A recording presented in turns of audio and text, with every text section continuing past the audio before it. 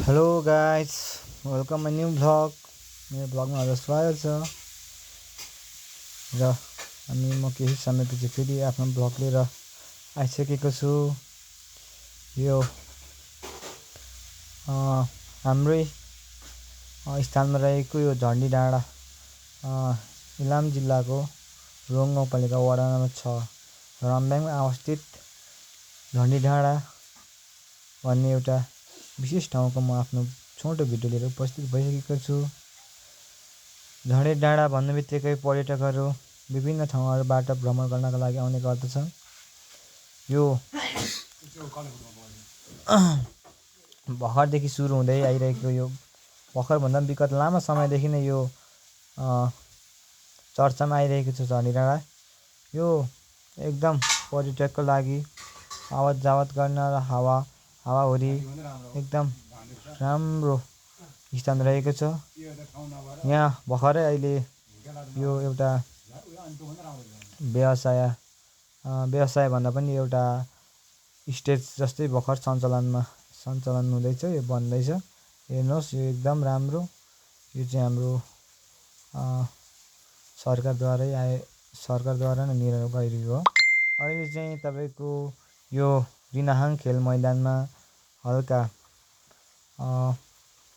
बर्खाको समयमा यो अलिकति घाँस पलाएको कारणले गर्दा यहाँ खेल सञ्चालनहरू हुन सकेको छैन। यसै गरी यो अहिले भर्खरै निर्माण भएको भर्खरै यो केही दिन अगाडि मात्रै हो।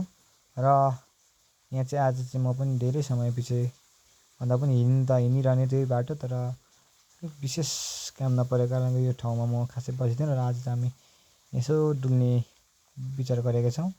यो कम्पाउन्डभित्र चाहिँ एन्जिलिया फुल लगायत सयपत्री लगायत सम्पूर्ण बोटबिरुवाहरू रोपिएको छ र यो चाहिँ यो क्षेत्रमा केही पछि गएर राम्रो फुलोस् र राम्रो चर्चामा आओस् भन्ने एउटा उद्देश्यले यो यहीँको स्थानीयले श्रम गरेर रोपेका छन्। र यहाँ चाहिँ टाढा टाढाबाट आउने पर्यटकहरूलाई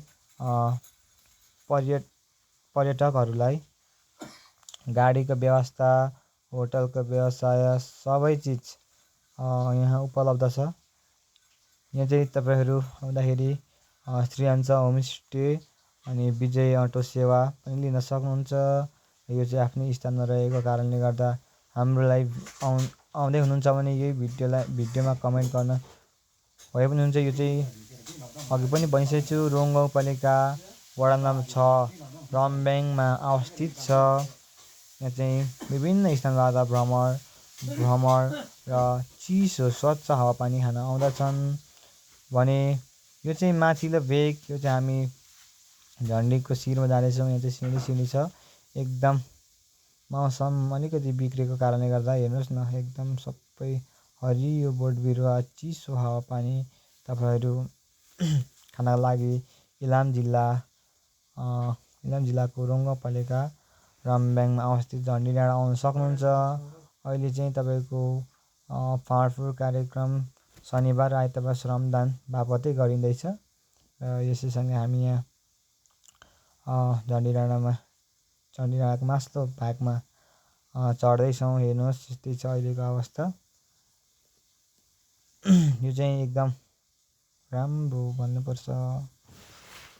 अनि यो चाहिँ अब तपाईँको हेर्नुहोस् न, एकदम सबै हरियो बोटबिरुवा र स्वच्छ वातावरण, चिसो हावापानी र एकदम वातावरण मिलेको ठाउँ। यहाँ चाहिँ विभिन्न स्थानबाट पर्यटकहरू मनोरञ्जन लिनका लागि टिकटक बनाउन, भिडियो बनाउन लगायत विभिन्न झापा यता इलाम क्षेत्र सबै ठाउँबाट यहाँ आउन सक्छ। यहाँ चाहिँ बिहानको समयमा कुहिरो खुलेको अवस्थामा उदयको घाम पनि हेर्न सकिन्छ भने यो चाहिँ हेर्न सकिन्छ। यो तलको बाटो देख्दाखेरि यो चाहिँ झापाबाट जोडिने बाटो हो। अनि अहिले चाहिँ कुहिरोको कारणले गर्दा मैले अलिकति राम्रो भिडियो बनाउन सकिनँ साथीहरू।